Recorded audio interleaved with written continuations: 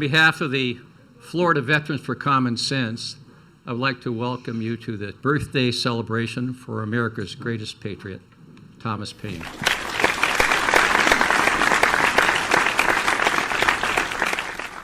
The Florida Veterans for Common Sense, as many as you know, and for the first timers, I'm going to give you a quick summary. In 2003, the war drums were beating, let's go to war in Iraq. And of course, as you recall, I think the gang with Cheney, Rumsfeld, Condoleezza Rice, and Bush all agreed among themselves that there were, in fact, weapons of mass destruction.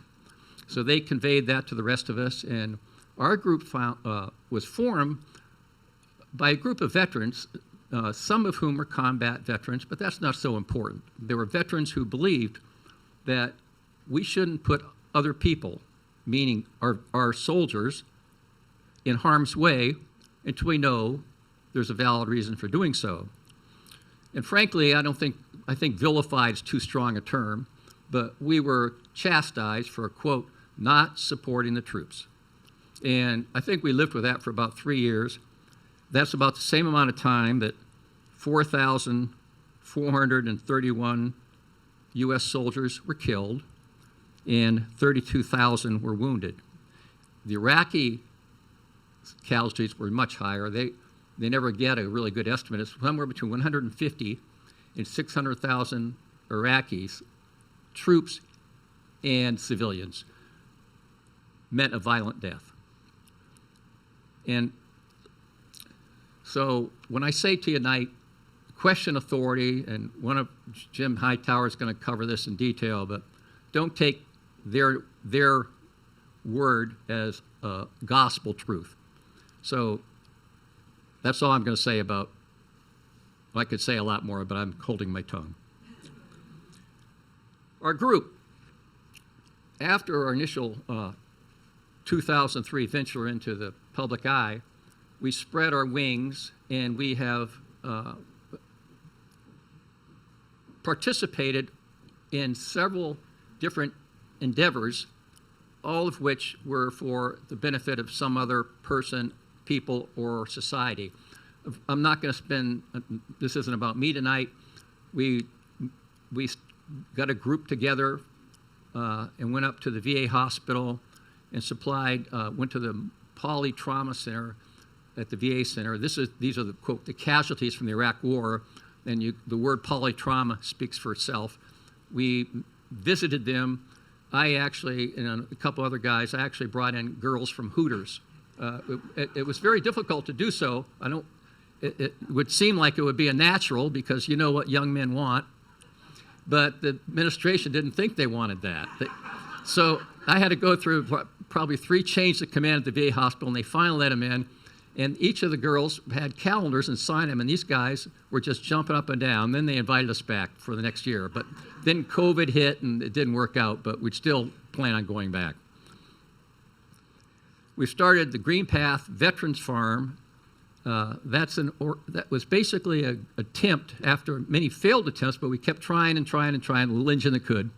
We started an organic farm for veterans. And the rationale was that people who came back traumatized from being overseas in a combat situation it was a therapy to work with plants and grow your own plants. And this wasn't our way of thinking. We were told this by professionals. Anyhow, it blossomed, and it was actually handed over, and now it's being handled by Easter seals, but it's still a going concern. And that's been going on now for approximately 10 years. We have started another group here. We have separate little committees to do this, and we all get on board once we've made the decision to do something. We're presently involved with the Sarasota Urban Reforestation. And that's in a nutshell. We're planting microforests around Sarasota and Manatee County, and maybe down even to Charlotte County. Microforests the concept is very simple. Trees sequester carbon. And it's nature's way of keeping us alive, really, because carbon comes out of the air. It makes us healthier for us. And one of the gentlemen, Charles Reith, has taken upon himself to visit in various he's getting calls now from the various developments and wherever people want to plant trees. And I don't know the number. Gene, do you know what it is? Couple, huh? 7? But before that, back up 5 years, Mike Burns, he took it upon himself. This is a one-man show. It dragged everybody else into it, but I was kind of unwilling conscript, but God bless him, he did it. He managed to get together a coalition and on a particular, as it's been 5 years now, approximately, planted 200 trees out by the celery fields. And let me tell you, it was a lot of work. But that was just the beginning. Michael stayed with it for 5 years. I don't know how he did it. It was cutting grass in June and July, getting fire ant bites, laying mulch, and it was a continuous process. You had to water the trees. Well, now if you go out to the celery fields, it's not something you're going to go, oh, wow, but you're going to say, gosh, there's still 200 trees there. And those trees were sequestering carbon, and there's some birds living in there, et cetera, et cetera. Seems like they, when they landed on the moon, one step for mankind. So Michael, that was Michael's occupation.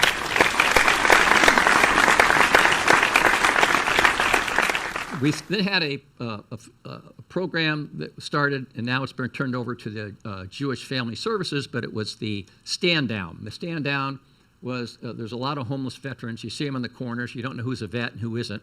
A lot of them are, some of them aren't, but you can't really decide who is and who isn't.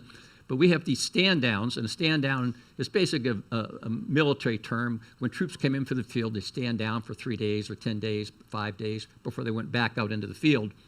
And kind of get a chance to eat and sleep, change their clothes.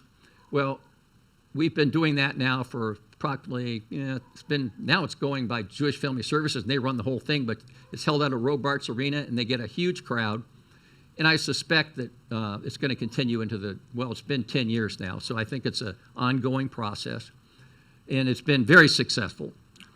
Then we had one other, I don't want to take too long here, the Veterans Diversion Program, where a first-time nonviolent offender who has been charged with a nonviolent crime, instead of going through the system and getting a record, which hinders their chances of any job later on, employment opportunities, they are shuffled over into a veterans court in which the veteran is given a second chance as long as they complete the probation and it's wiped from the record. It was started here in Sarasota County. Probably, it's been 10 years or so, give or take. I don't remember the exact amount. But it's now spread to all over the state, and the public defender is handling it. That was started right here in Sarasota by our group.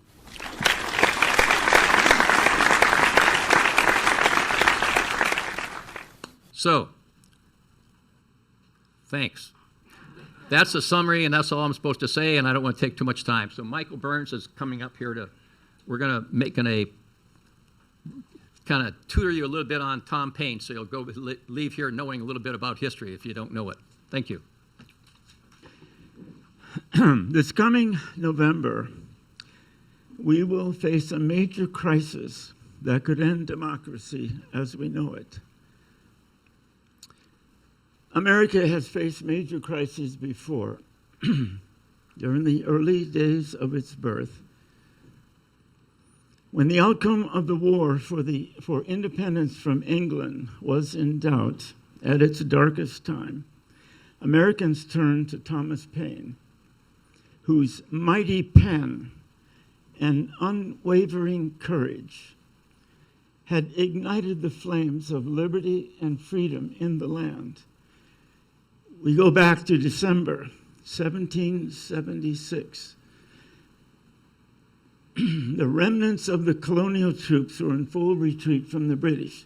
They made it across the Delaware River and camped on the Pennsylvania side. It was freezing. Supplies were low.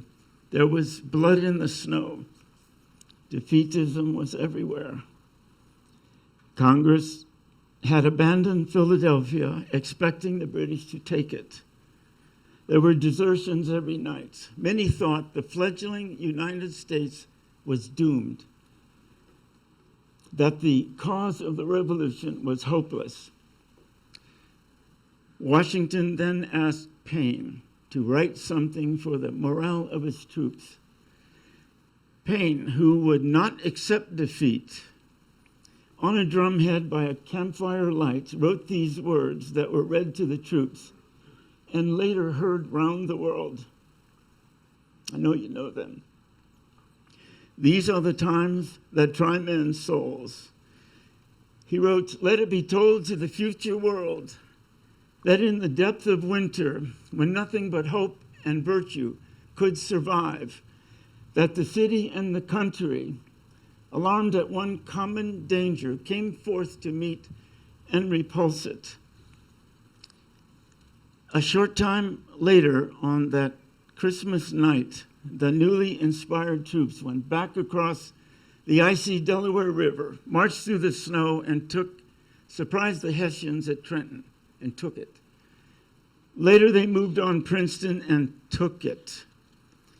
Paine's passionate words to the troops were published and read throughout the colonies, rekindling the zeal for the revolution. It has been stated that without the pen of Paine, the sword of Washington would have been wielded in vain. Who was Thomas Paine?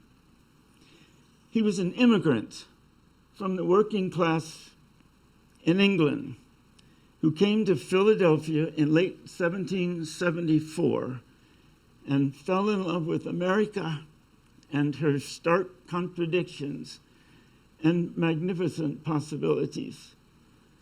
Watching the growing rebellion in the colonies over taxation and unjust laws from the King of England, he wrote some of the most stirring and revolutionary works in history, starting with, "Americans have it in their power to begin the world over again, to reject kings and overlords, to establish a representative form of government, and to guarantee freedom of religion and thought." He wrote, "The cause of America is in great measure the cause of all mankind." For a start, in 1775, he published an article condemning the barbaric slave trade. Then in January 1776, Paine published a pamphlet, Common Sense, which was read by hundreds of thousands of people, and it spread throughout the colonies. And proportionate to the population, it became America's greatest bestseller. It convinced the colonists to turn their rebellion in the colonies to a war of independence from England.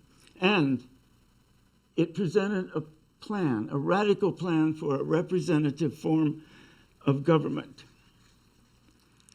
Lastly, it called for an open, unambiguous announcement, a declaration to the world of America's independence. 6 months later, the Declaration of Independence was written by Thomas Jefferson, powered by the force from common sense. And again, about his love for America, he wrote, "The sun never shines on a cause of greater worth." Paine's writings changed the course of history with his tireless advocacy for the inherent rights of every individual to freedom, liberty, and equality. During this revolutionary period, the pamphlet, Common Sense, was considered the founding document for the birth of America. And Thomas Paine was considered the father of the American Revolution. Paine later published a pamphlet called Rights of Man, which, among other things, established a plan for social security to protect the aged from destitution. If you go on the Social Security website, look up in the corners, you'll see his name. He is credited with being its founder or co-founder. Paine was way ahead of his time. In his later writings, he supported equal rights for women, especially the right to vote. This was in early 1800s. He was a founding member of the American Anti-Slavery Society. Paine's timeless writings to elevate the human condition inspired revolutions and movements for freedom around the world. Simply stated, there is no founder more committed to the progress of freedom, equality, and democracy than Thomas Paine. Inspired by his idealism, we here at the Florida Veterans founded our group in the name of common sense to promote America's principles and fight those who would destroy them. So tonight, we recognize and celebrate the birthday of Thomas Paine, the unheralded founding father of America and the hero of the American Revolution. I'd like to do a short toast. So if you have coffee or water or something, if you would, or just your fist. And at the end, I would really like to hear you repeat back to me the last three words of this toast. You'll know them when you hear them. So, let his works inspire us all to turn our energies to repel the oncoming crisis in November and to carry on the cause of America. Here's to the cause of America. God, that was great.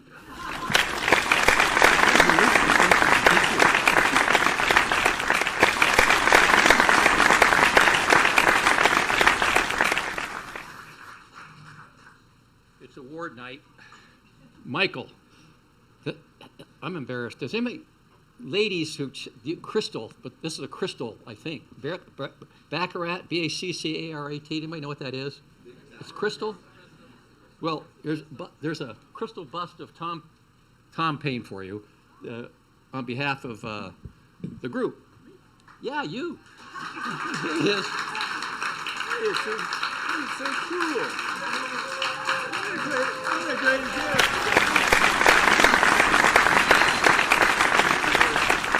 Thank you. What for bringing this up. Thank you. That's great. I appreciate it. And now, Now, Gene Jones has a couple of presentations he would like to make on behalf of our group. Thank you. Hello, everybody. Every year we have a Volunteer of the Year award because, as you can tell from all the things that our group does, there's a lot of work that takes place. And we're planting these microforests. We have 7 in the ground, and there are several more in the queue. And you probably met Sherry Thornton tonight. She's from the Jacaranda group down in Venice, and we started one down there. And they have a volunteer day tomorrow. So if you want to get involved with the microforest, it's a good time to do it. And if you look on your table, you'll find a keychain. And on the back of that keychain, there's a QR code. And you can point your phone at that, and you'll see a little movie about a microforest. So I think you'll like that. So our award tonight is for Charles Reef. And Charles can't be here, and I'll tell you why. Charles is a Rotarian. I happen to be in his Rotary Club.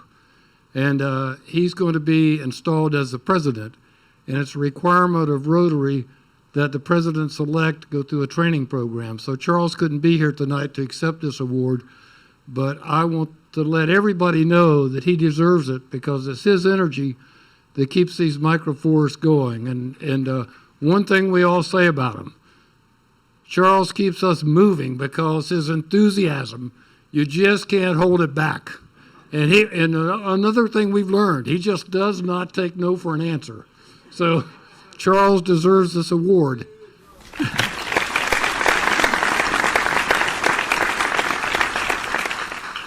And we have someone else in the audience who, without his help over the years, we would not be able to accomplish anywhere near the things that we have done.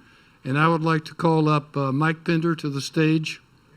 This is Mike's award, and he earns this in 10,000 times more, because Mike is an accountant here in town with Kavanaugh and Company, and he has been our accountant from the very beginning of our organization.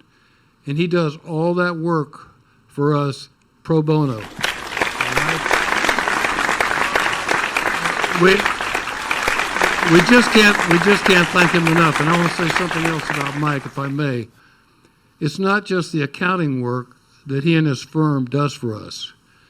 Mike is a true friend, and the type of friend, when you have a little problem, you can go to Mike and you can talk to him, and he'll give you real good advice and just an inspiration, and the type of person that we can be so proud of in our community that gets things done in a very positive fashion. So Mike, you deserve this award.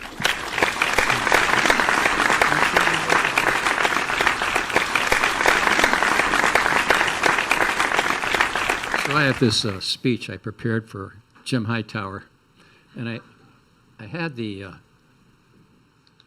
fortune of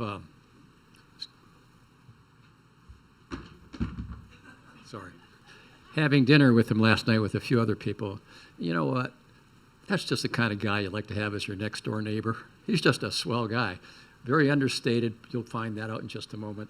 But it's just such a pleasant evening, and I want to thank him for sharing his time with us. Jim is Texas born and Texas bred. He came from a little town called, I think it's Denton, which is about 1 mile south of the Oklahoma-Texas border. I think it's on the Red River town. And one of his first jobs when he was in college was he was the assistant manager of the Denton Chamber of Commerce. That was his start, I think, for a very fruitful life. And he's dedicated his life to, in his words, I'll repeat them, battling the powers that be on behalf of, in his words, the powers that ought to be, the consumer, the teacher, the farmers, the environmentalists, and just plain folks. Political columnist Molly Irvin said, if Mother Jones and Will Rogers had a baby, they didn't, but if they did, Jim Hightower would be that rambunctious child, mad as hell with a sense of humor. As you all know, or most of you do, in the 90s, he was probably America's most popular populist. He had a syndicated radio program that went out to 130 affiliates, and he had a monthly newsletter that went to 135 subscribers. His mantra, I think, is summed up in the book that I hurriedly finished before I picked him up so I could say I knew something about it. Swim Against the Current. It was published in 2008. Question authority, trust your values, seek alternatives, stand up for your beliefs. There is a little 4x4 chit slip on your table somewhere, buried under all that paraphernalia. And Jim is still very active, and he wants people to keep in touch with him. And he has this monthly or daily radio, seems to be daily.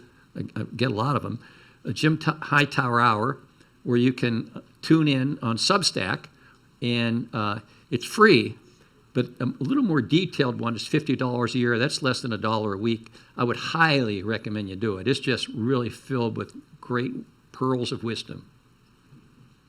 So, ladies and gentlemen, Jim Hightower.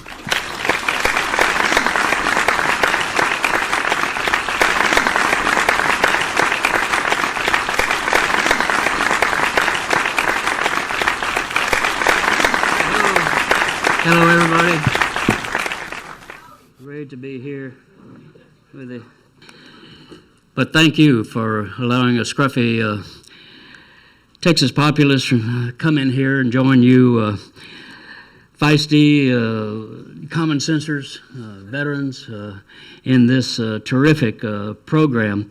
It's been an honor and a joy, really, to be back here and not just Sarasota, but Fogartyville. Here we are in this great place with you veteran activists and who not only celebrate but also live the spirit of liberty, spirit of rebellion, and little d democracy that Thomas Paine ingrained in our national character. America needs that scrappy spirit more than ever because, of course, truly these are times that try our souls, only more so. It makes me happier than a flea at a dog show, in fact, to be standing up looking out at all of you right-wing butt kickers, you corporate grade whackers, you grassroots agitators, in America's historic quest for economic fairness, social justice, equal opportunity for all people. That's what America stands for. Economic fairness, social justice, equal opportunity for all people. It's not the so-called great men, after all, who have carried America's democracy forward, but it's the mavericks and the dissidents, the protesters and the agitators, Thomas Paine and Daniel Shays, Sojourner Truth and Frederick Douglass, the populists and the Union agitators, Mother Jones and Woody Guthrie, Martin Luther King Jr. and Cesar Chavez, and now down to you and me to be the agitators. As Jesse Jackson put it, the agitators, that center post in the washing machine that gets the dirt out. We could use a lot more of that, couldn't we? The central issue of American politics has been from the very start and is today. Comes down to this recurring reality. Too few people control too much of the money and power in our society. And they use that control to get more for themselves at our expense. That's the battle that we have been in from the very founding forward. So here we are today, facing another historic battle against the few who are determined to subjugate the many. I come to you not just from Austin, Texas, but from South Austin. On the south side, Molly Ivins lived over there. John Henry Falk lived over there. I live over there. A lot of musicians live over there. And our unofficial slogan on the south side is we're all here because we're not all there. And that is what I think brings us together here tonight and in forums like this all across the country, is that today's corporate and political and religious establishments are not at all there in terms of understanding the fundamental American value of fairness and justice and opportunity for all. They're as confused as goats on AstroTurf in terms of trying to understand what America is all about. And it boils down, you don't have to be in who's who to know what's what, you know. And it boils down to a common sense reality. My old daddy, you got to be aware of Texans telling daddy stories, but I had a pretty good one. And he didn't know he had a political philosophy, but he did, and he expressed it to me periodically in these terms. He said, Jim, everybody does better when everybody does better. That's it. Everybody does better when everybody does better. That's what passes for political philosophy in Denison, Texas, where I grew up. It's about as good a philosophy as I've ever heard of. The powers that be, however, who are knocking down the middle class, holding down the poor, and tearing down our basic rights, are not at all in tune with that concept, the fundamental concept of what America is. And by the powers that be, I'm talking about what I call the 6 Bs, the bosses, the bankers, the billionaires, big shots, bastards, and bullshitters, who are running roughshod over us, acting like they're the top dogs and we're just a bunch of fire hydrants out here in the countryside. Economists have a technical term for what this is about, what the powers that be are doing to us. It's called stealing. That great song that Woody Guthrie had, Pretty Boy Floyd the Outlaw, said As through this world I travel, I see lots of funny men. Some will rob you with a 6-gun and some with a fountain pen.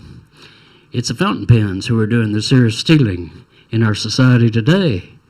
They've created a gross perversion of our democracy and inequality in our so-called democratic nation. 3 men, Elon Musk, Jeff Bezos, and Bill Gates, hold more money, hold more of the wealth of America than the bottom half of America have. 3 men versus 165 million Americans. That is hardly a democratic economy when you look at that. Some of them, some of these guys are getting so rich they could afford to air condition hell. And I think they better be setting some money aside from that. Of course they said, well, no, now, Hightower, wait a minute. You don't understand. Yes, we make a lot of money, but after all, we're philanthropists. We give a pittance of our money out to charitable causes.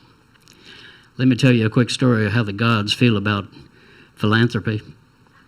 It was a story that Earl Long used to tell, former governor of Louisiana. Down here, he told about a rich man who died and tried to get into heaven. But you just don't go into heaven. If you go into that little Methodist church that I went to in Denison, Texas, you would know that you appear before the pearly gates. And outside of the pearly gates is this angel who reviews your life. And then back behind the pearly gates is St. Peter, who makes judgment of whether you get to come in or not. And so here comes this rich man. And the angel looks over his life and says, oh my God, you never did no good for nobody, no way. What are you doing here?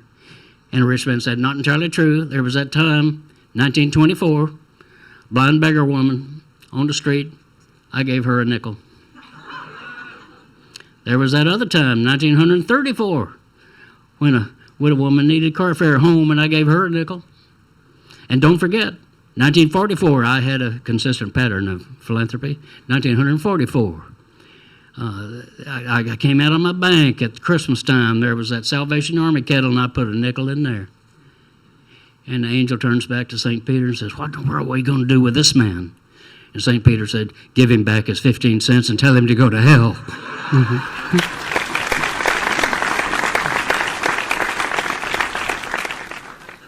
It's not charity we want. It's economic fairness, social justice, and equal opportunity for all people. So you say, well, where is that leader that we need, the leader who will take on the plutocrats, who will take on the autocrats, the technocrats, the theocrats, the kleptocrats who are stealing America? Well, nowhere. Those waiting for a leader are going to die waiting for a leader. Rather, the leader is everywhere. In every one of us, like right here in this room, like with the Florida Veterans for Common Sense, who stand up and speak out and push back to organize, strategize, mobilize, not to take America back. That's what the MAGA Republicans are going. We're going to take America back. Yeah, we're going to take it back to pre-New Deal.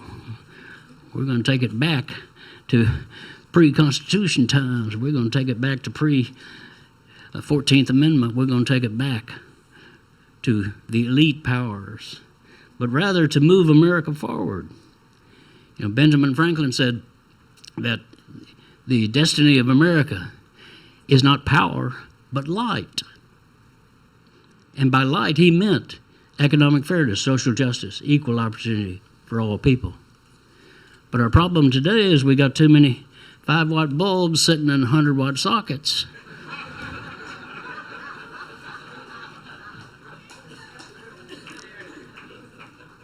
Including, I'm sad to say, too many establishment Democratic leaders, my party leaders. We need to be honest about these things.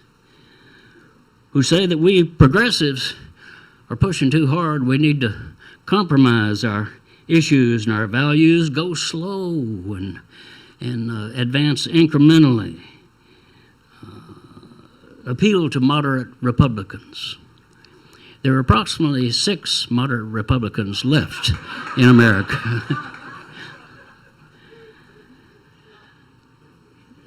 I mean, these people they're weaker than Canadian hot sauce, when it comes to standing up for what it is to be a Democrat. Well, here's a novel thought. Stand up for what we actually believe in. Oh no, squeal the Democratic Party consultants. We can't win on principle. I mean, if ignorance is bliss, they must be ecstatic because can't win? Ask the United Auto Workers if we can't win. We just won. Sean Fain, the president of the United Auto Workers, wore a T-shirt that said, "Eat the rich." That's a Democrat. Can't win?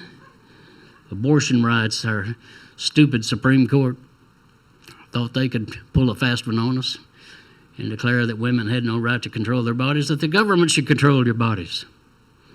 The women rebelled, and state after state are now rejecting that. And now we have the in vitro fertilization decision from the state of Alabama saying that an embryo is a person. You can freeze an embryo, but you can't freeze a child. It's the insanity of what they're talking about. It doesn't make any sense, and the American people have rebelled so much so that now Republicans in all of those states, including this one, including my state of Texas, Florida and Texas, are in a constant battle of which one can be the worst. Are saying, no, we didn't mean that. We didn't mean that, even though Mike Johnson, the Speaker of the House, the little mouse there, the Speaker of the House of Representatives, he signed on, as did 135 other Republicans, to the Life at Conception Act that says that, yes, in vitro fertilization is illegal. It is indeed a crime. So there we have it. I mean, we're winning that fight, and we're going to win that fight. And then even in my state of Texas, Greg Abbott, our governor, who he wanted school vouchers, that we should privatize our schools. And he had this past year, we had a session of the legislature. He pushed it hard. We need to have school voucher. Pass it. It's my priority. Pass it. They didn't. And then he had a special session saying, pass it. They didn't. Had another special session. Pass it. They didn't. Had a third special session. Pass it. They did not. And the reason they did not was all the Democrats stood up, but also the rural Republicans stood up. Because in those rural counties, the school is the primary economic force and also the employer of many of their families as teachers and school bus drivers and cafeteria workers and etc. So he's pushing against reality, and the reality pushed back against him. He cannot pass school vouchers in the state of Texas. Even the Republicans stand up against that. We are winning. We are winning these facts. We're in the culture wars, of course. You know it here with the book bans. Book bans that resulted in a number of librarians and forces here standing up and saying, well, I guess so. So we've got to ban the Bible then, right? Oh, the Bible. Yes, well, there's Leviticus. Yes, he said that thing about gays, but Leviticus, he had a lot of outrageous things to say, including we should not touch pigskin, which happens to be what footballs are made of. And there were a lot of trouble in what Leviticus had to say, but that's in the Bible. And rape is in the Bible, and sodomy is in the Bible, etc. is in the Bible. It's a pretty atrocious read if you really go through it chapter by chapter. But so they say, oh, well, no, we didn't really mean that. And now we got your moms for group sex here in Sarasota County.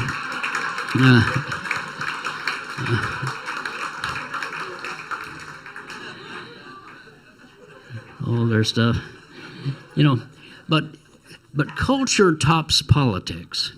And Willie Nelson has a new song out. It says, "You can't have your hatred and Jesus too."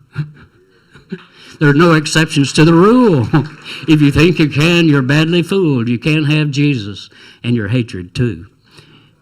That sends a message that is so powerful and so true, that is going to reach people that speechifiers like myself can't possibly do. So we're taking on the culture war.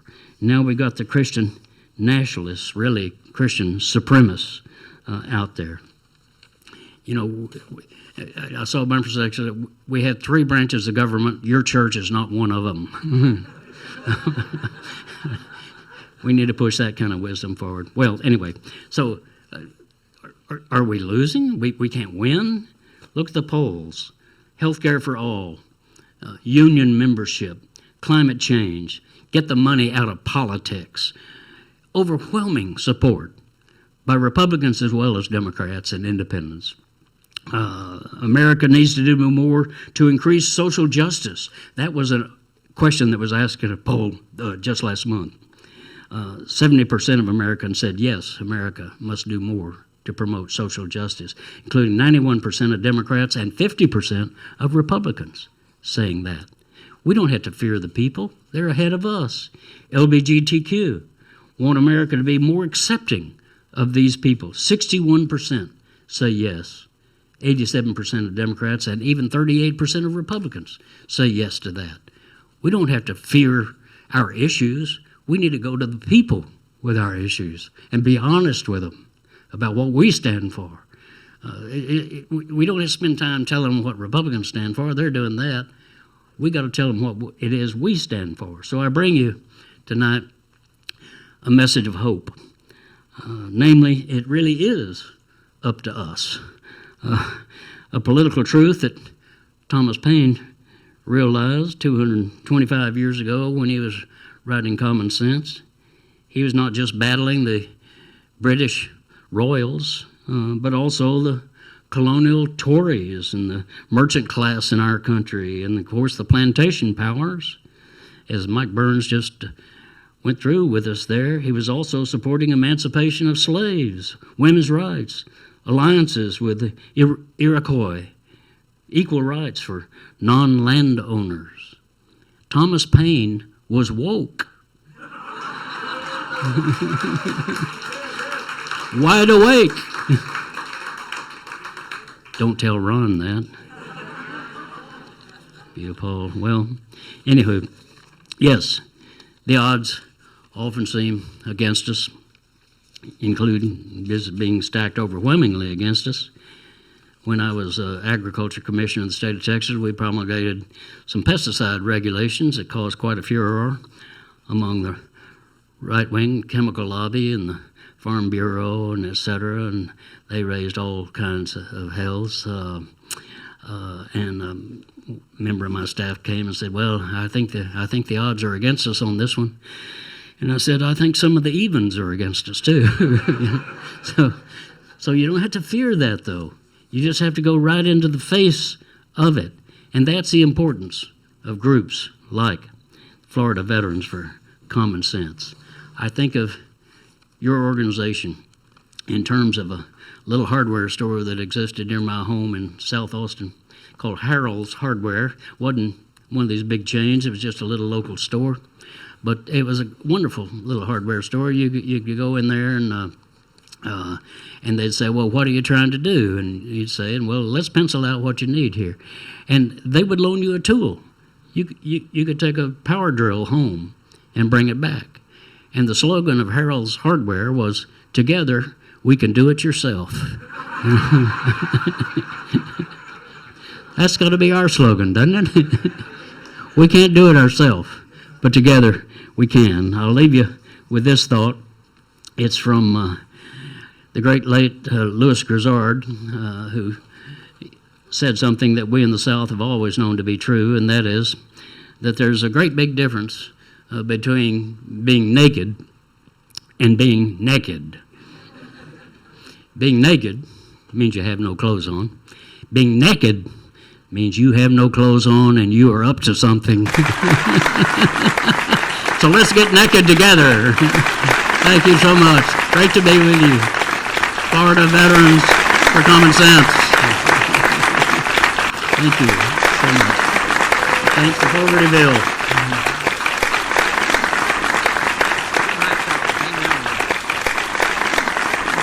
Jim, we'd like to present you with the Thomas Paine Award, and the quote on it, "So now is the time, more than ever, for those who truly value all the principles of democracy, especially including dissent, to be the most forceful in speaking up, standing up, and speaking out." I should say that is actually Jim Hightower's quote, and I liked it so much I thought I'd just put it on his plaque.